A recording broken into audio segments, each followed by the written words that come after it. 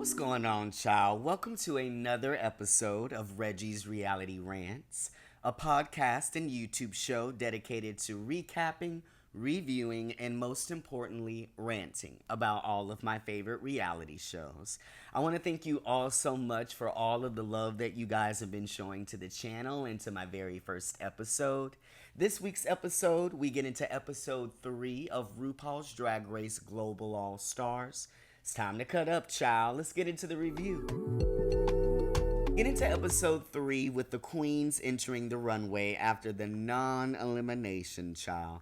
And they congratulate Vanity on her win. And then Tessa reads her and Eva on that crunchy lip sync. I would have to agree. I think there were some interesting choices made. However, I think Vanity did an amazing job during the talent show last week. And her win is well deserved. So it's a new day in the workroom. The queens enter and they gather around to discuss who they believe should have been in the top last week.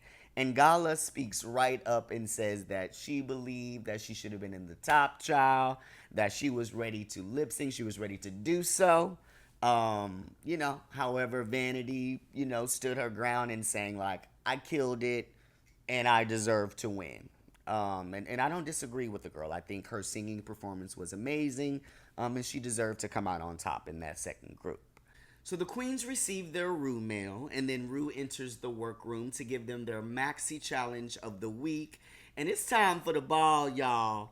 Y'all already know what time it is. We got 3 looks, 3 categories, with the first category being Boss Lady in Charge, the second category being Sheevil Villain, and the final category being International Queen of Mystery, which of course we all know is the look that they have to design and make themselves. And so we get into the girls making their looks, and it looks like Pythia is helping everybody, child. Now, we love a helpful sister, but honey, you got to make sure that you're putting yourself first. You trying to make sure you coming out on top this episode. So I really hope that she makes sure to really put a lot of focus on her own garment and not everybody else's. Another thing that I wanted to talk about was who looks like they might be in trouble, honey. We got a couple of the girls who are not really strong in the sewing department, that being Miss Soa Demuse, as well as Miss Miranda LaBrow. It also looks like Athena is struggling in the, sewing department as well. Not really understanding that, which we'll get into a little bit later, but, based on, how they're feeling and how it's looking like their garments are coming together, I don't really have a confident feeling about how they're going to turn out on the runway. So Rue re-enters the workroom to do her walkthroughs, child, and I just want to call out some of my favorite parts from this part of the episode.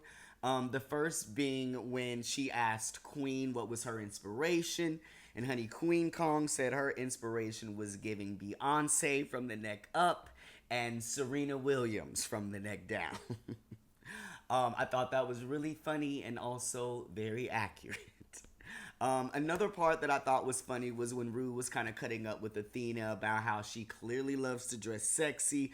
Rue said that she thinks she has a little bit of whore in her clothing. I don't know that I disagree with that. And then the last part that I thought was a really funny section was when Rue was talking with Tessa and Alyssa about their inspirations. Tessa mentioned that she was going for a spy who also does pageants and is Miss Congeniality. Alyssa didn't have anything on her sketch, child. She said that she's more of a visual designer, but the look that she was going for was one that really commanded attention with their presence. And then Miss Tessa asked her, but is the challenge presence or is the challenge dress? And I came for Alyssa in front of Rue, child. So that pretty much wraps up her runway walkthroughs, honey. It's that time, child. My very favorite part of the episode. We've got 12 queens, 3 looks each. That's 36 looks for the girls who aren't so strong at math. Let's get ready for the ratings. All right, child, let's get into these looks. So rather than rating each of the queen's looks, I'm going to be providing an overall rating for all three of their looks. I'll be giving them a rating anywhere from 1 star to 5 stars. So up first from Canada, we have Pathia. Pathia looks amazing in all three of her looks. My favorite look is actually the one that she made for the International Queen of Mystery category. Pathia is clearly a beast when it comes to a sewing machine. For her to literally have helped every other queen in the room, it looked like, and still come out looking at it as amazing as she did, I think she deserves her props. And for that reason, I'm giving our girl Pathia 5 stars. Up next, from the Philippines, we have Miss Eva LaQueen. I enjoyed most of Eva's looks. I think that for the look that she made, it was okay. I think it fit the challenge. I obviously enjoyed the looks that she brought. Eva's drag is really top tier and high quality. Overall, I'm going to be giving Eva a 4 star rating for all three of her looks. I think that she looks beautiful, but I think that they could have been a little better. Up next from Down Under, we've got Queen Kong. I feel so about some of Queen's looks. Funny enough, I like the look that she made more than the two that she brought. The Boss Lady in Charge look is really cute, although I think the dress is a little bit basic. I really don't understand the Sheevil villain look. I like Queen in long blonde hair, but that's pretty much all I enjoyed about that look. So overall, I'm gonna be giving all three of Queen's looks 3 stars. Up next, from Belgium, we have Miss Athena Leakes. I kind of feel the same way as I did about Queen, as I do about Athena. The looks were really so. I really enjoyed the very first look for the Boss Lady in Charge category.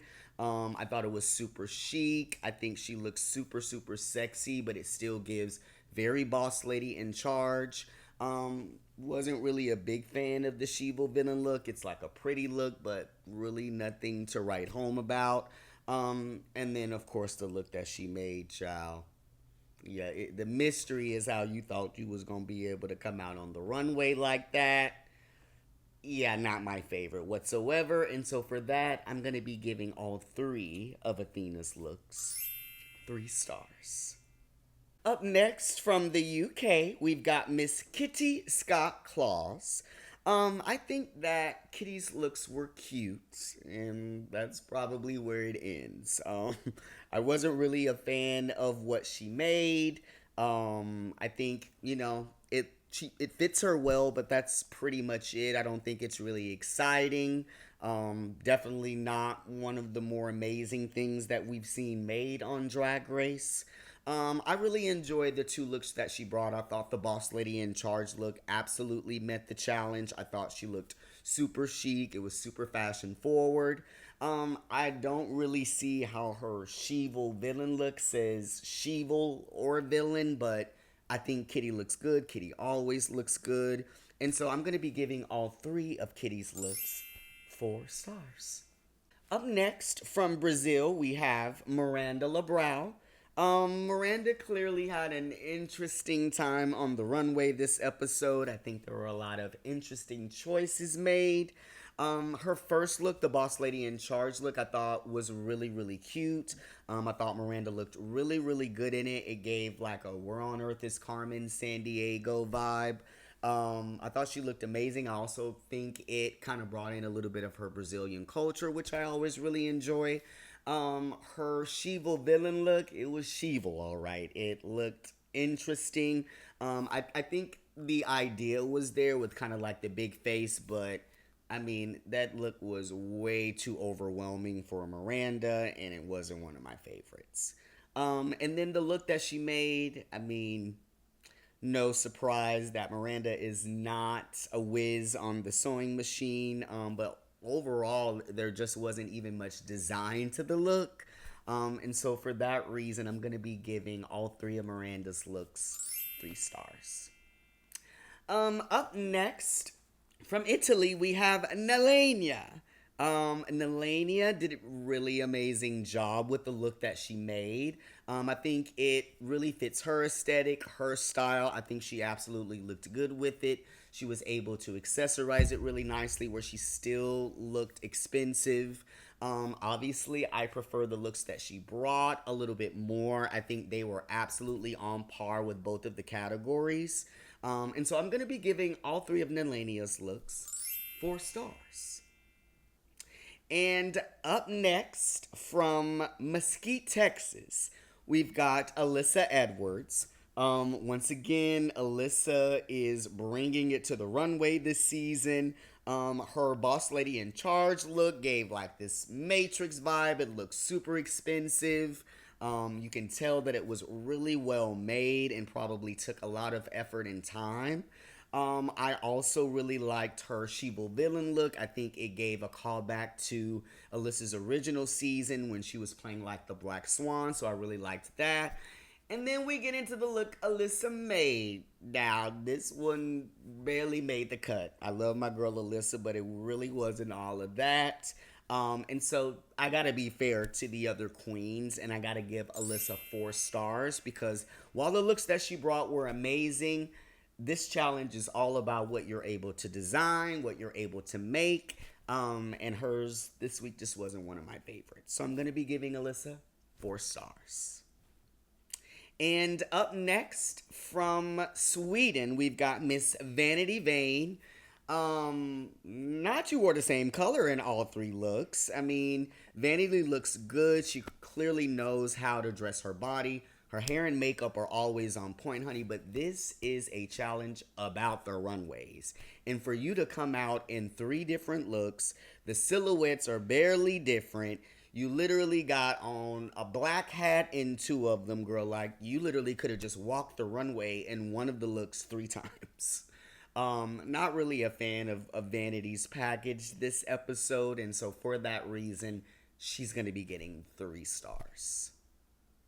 Up next, we have from France, Miss Soa de Muse.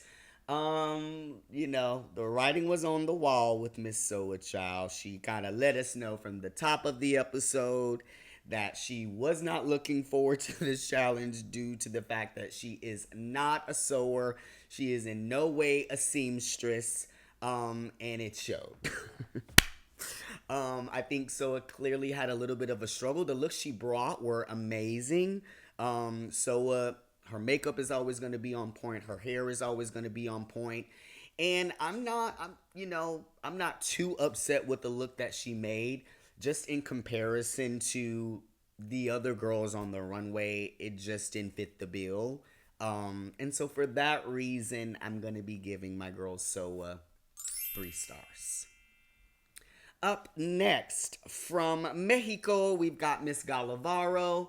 I think Gala looked really good on the runway. I thought she had some really, really strong concepts. I love like this wind swept moment that she gave in her boss lady in charge look.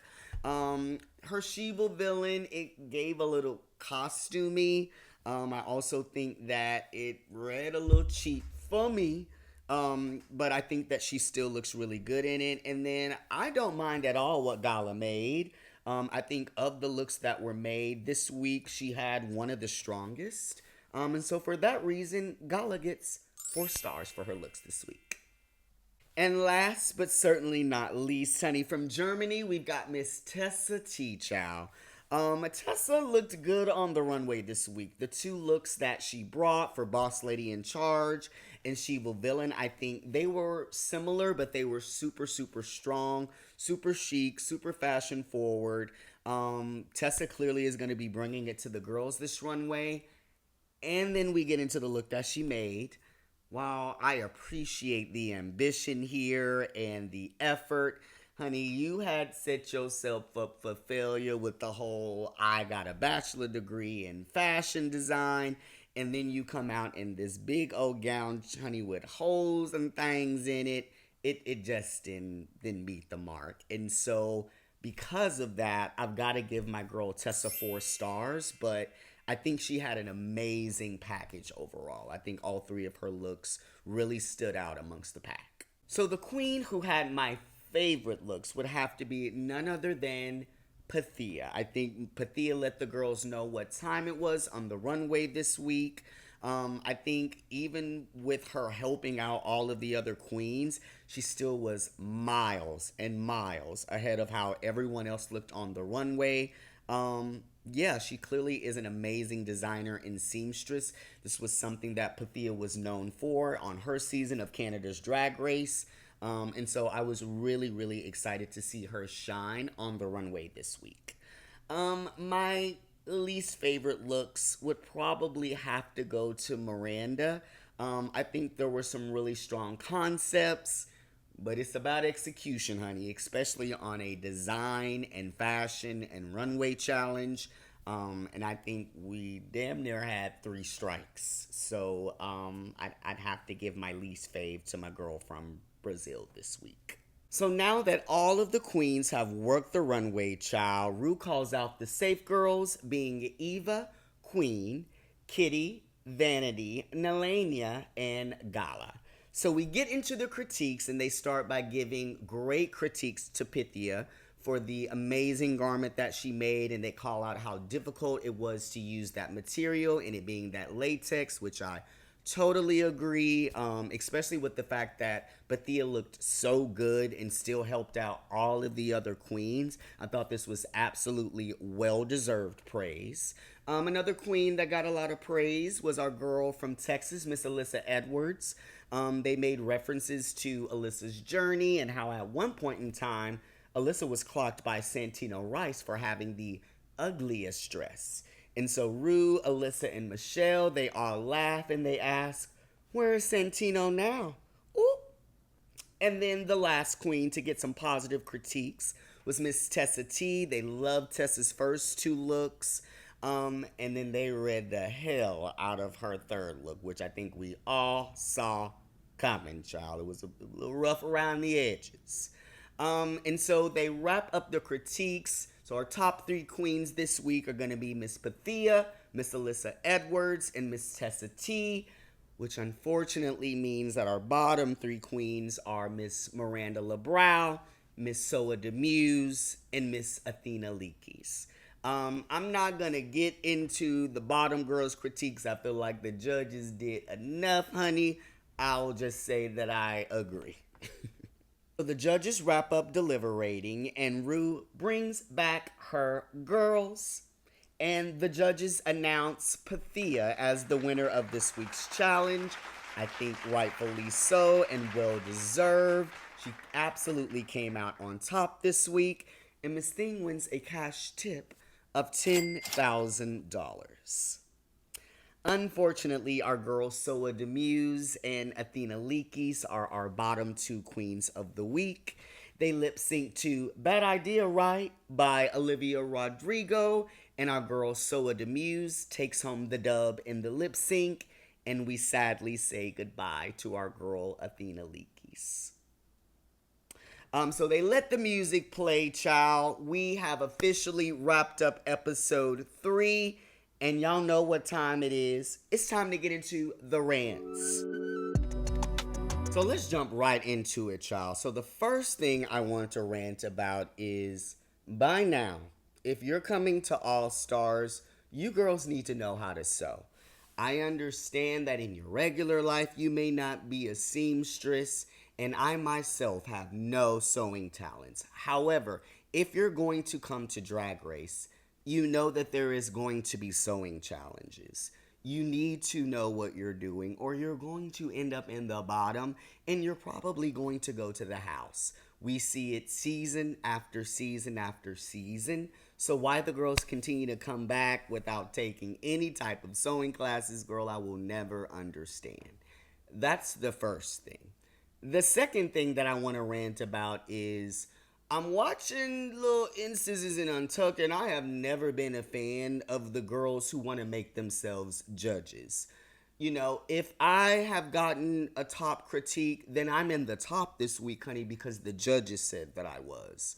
You as my competitor are not a judge. Y'all need to stop coming for the girls because the judges put them in the top. That irritates the hell out of me. And then the last thing that I want to rant about, child, 36 runway looks. So much to talk about. I feel like this was a very jam-packed episode. But I want to know what y'all think. I want y'all to hit me up in the comments about the looks that you liked, the looks that you didn't like. Are we agreeing with the judges' critiques? I've been seeing stuff on the internet about the girls feeling like the international girls are getting the boo-boo end of the stick, honey. So I want to know about how y'all feel as we wrap it up, honey, and get ready to move into episode 4. That's going to conclude the episode for today, child. As always, I want to thank you so much for watching. Be sure to like, subscribe, and share with all of your folks, child. And we'll see y'all next time.